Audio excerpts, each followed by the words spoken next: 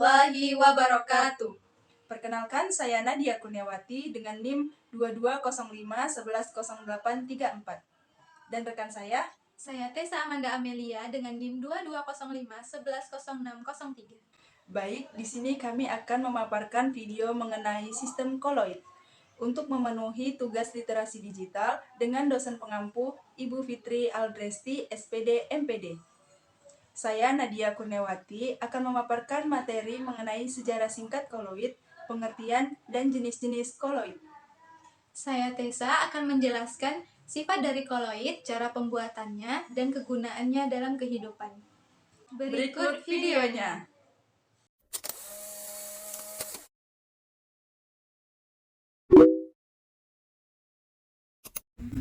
Baik, sebelum ke video pembahasan mengenai koloid, di sini saya akan memaparkan sejarah singkat tentang koloid. Studi ilmiah tentang koloid berasal dari awal abad ke-19. Pada tahun 1820, seorang ahli botani Inggris bernama Robert Bourne menemukan dengan bantuan mikroskop bahwa partikel-partikel kecil yang tersuspensi dalam suatu cairan berada dalam gerakan yang acak yang terus-menerus. Fenomena ini kemudian dikenal dengan gerak Bourne. Selanjutnya, Francisco Celmi, seorang ahli kimia Italia, menerbitkan studi sistematis pertama koloid anorganik. Nah, di sini Celmi menunjukkan bahwa garam akan mengental bahan koloid seperti peraklorida dan akan berbeda dalam kekuatan endapannya. Kemudian, pada tahun 1861, seorang ahli kimia Skotlandia, yaitu Thomas Graham, yang pada umumnya dianggap sebagai pendiri ilmu koloid modern, menggambarkan keadaan koloid dan sifat-sifat pembedanya. Menurut Thomas Graham, koloid terdiri dari kumpulan banyak atom, ion, atau molekul. Nah, itulah tadi sejarah singkat mengenai koloid. Selanjutnya, kita akan membahas tentang pengertian koloid. Sebenarnya apa sih koloid itu? Tapi sebelum kita masuk ke koloid, kita bahas dulu apa itu sistem dispersi. Nah, sistem dispersi merupakan larutan atau campuran dua zat yang berbeda ataupun zat yang sama wujudnya. Sistem dispersi ditandai dengan adanya zat terlarut atau fase terdispersi dan zat pelarut atau medium pendispersi. Sistem dispersi terbagi menjadi tiga, yaitu larutan, koloid, dan suspensi. Lalu apa sih beda ketiganya? Nah, kita ambil contoh, kita gunakan pasir, gula, dan susu sebagai zat terlarut. Kemudian, kita masukkan ketiga bahan ini ke dalam gelas berisi air. Nah, air di sini bertugas sebagai pelarut. Kembali lagi, kita masukkan ketiga bahan ini ke dalam gelas berisi air secara terpisah, lalu diaduk. Yang pertama, larutan pasir adalah contoh dari suspensi. Di sini kita bisa melihat jelas secara langsung perbedaan pasir dan air setelah diaduk. Lama-kelamaan, kita bisa melihat jelas batas fase terdispersi yaitu pasir dan medium pendispersi yaitu air karena terjadinya pengendapan. Larutan gula adalah contoh dari dispersi halus atau larutan. Larutan ini tidak dapat dipisahkan karena tidak terjadi pengendapan. Lalu yang terakhir ada susu. Larutan air susu termasuk ke dalam kelompok yang menjadi topik utama dalam pembahasan di video ini, yaitu koloid. Nah, dispersi koloid bila dilihat secara makroskopis akan terlihat homogen. Namun, bila dilihat secara mikroskopis akan terlihat bahwa partikel-partikelnya terpisah atau heterogen. Diameter ukuran fasa terdispersi pada koloid ada antara 1 sampai 100 nanometer. Tanda-tanda untuk koloid yaitu larutan itu selalu keruh, namun tidak terjadi pengendapan dalam larutan itu sehingga tidak bisa disaring.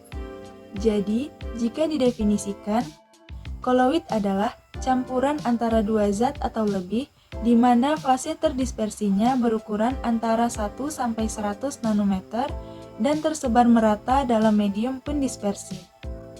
Contoh dari koloid selain susu ada saus, tinta, spons, cat, dan santan.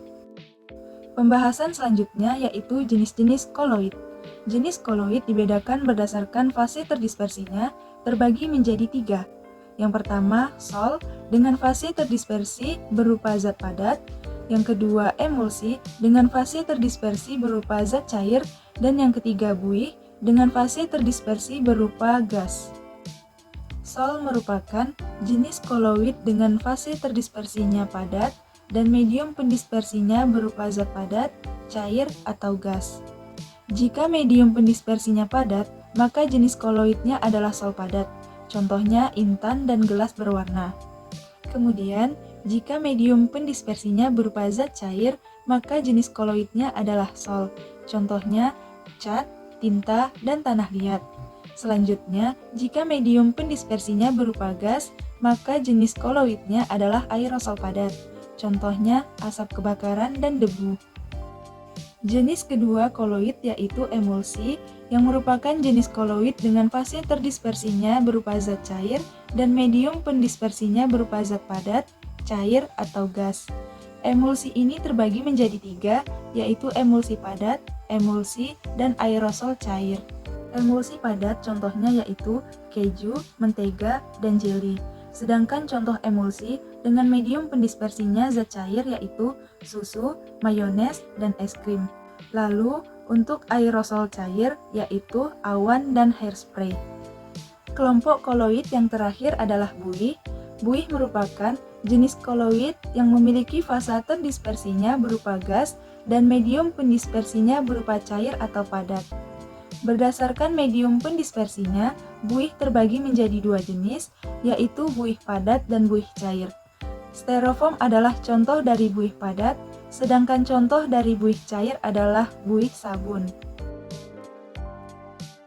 Sifat koloid yang pertama yaitu adalah efek Tyndall. Efek Tyndall ini adalah efek penghamburan berkas cahaya dari partikel koloid. Bisa dilihat pada video yaitu adalah contohnya.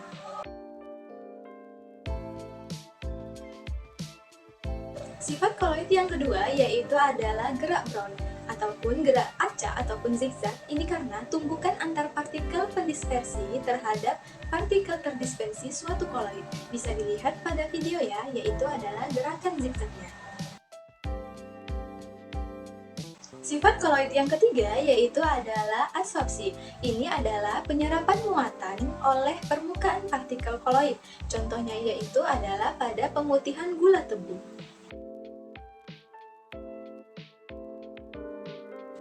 Nah, sifat yang terakhir yaitu sifat yang keempat adalah koagulasi. Koagulasi ini adalah pengumpulan partikel koloid sehingga dapat terbentuknya suatu endapan. Contohnya itu adalah terbentuknya delta pada muara sungai. Bisa dilihat pada video ya. Sekarang kita masuk dalam proses pembuatan koloid ya. Perhatikan video berikut. Proses pembuatan koloid dibagi menjadi 2. Yang pertama yaitu adalah kondensasi. Ini digunakan untuk mengubah larutan menjadi koloid. Nah, dapat diartikan kondensasi ini adalah mengubah partikel zat halus menjadi lebih besar dengan menambahkan ion, molekul, ataupun atom lainnya. Ada 4 cara kondensasi. Yang pertama yaitu adalah reaksi hidrolisis, di mana ini adalah reaksi suatu zat dengan air. Yang kedua, reaksi oksidasi, itu adalah disertai perubahan bilangan oksidasi pada unsur-unsur yang terlibat. Yang ketiga yaitu adalah penggantian pelarut. Ini reaksi di mana zat tersebut dijenuhkan terlebih dahulu lalu dilarutkan hingga membentuk koloid. Yang terakhir yaitu adalah dekomposisi rangkap. Ini adalah penguraian menjadi zat yang lebih sederhana. Cara pembuatan yang kedua yaitu adalah dispersi. Ini mengubah suspensi menjadi koloid, yaitu dengan menghaluskan partikel makroskopis menjadi partikel bersifat mikroskopis. Ada 3 cara dispersi. Yang pertama cara mekanik, itu adalah partikel yang besar dihaluskan, kemudian dicampurkan dengan medium pendispersi lalu diaduk.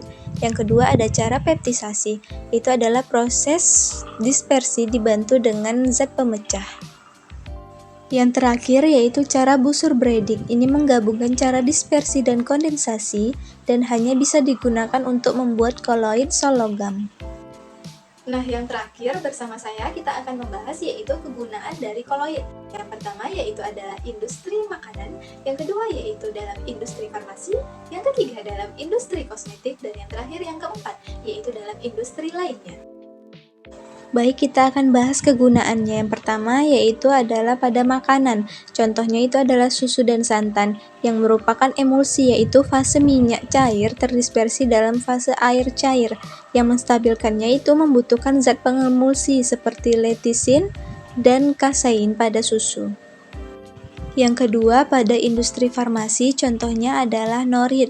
Ini adalah karbon aktif yang berfungsi mengabsorpsi racun pada sistem pencernaan. Kegunaan selanjutnya yaitu pada industri lainnya, yaitu adalah pengumpulan asap ataupun debu pabrik. Ini mengandung zat pengotor berupa partikel koloid. Nah, ini nih mengendap kotrol mengandung plat logam yang muatannya berlawanan dengan partikel koloid sehingga dapat mengikat zat pengotor pada asap debu tersebut. Lanjut yaitu pada pewarna kain. Ini diberikan zat warna dicampur dengan garam aluminium sulfat terlebih dahulu sehingga terbentuknya koloid AlOH3 yang menyebabkan penyerapan zat warna akan lebih maksimal.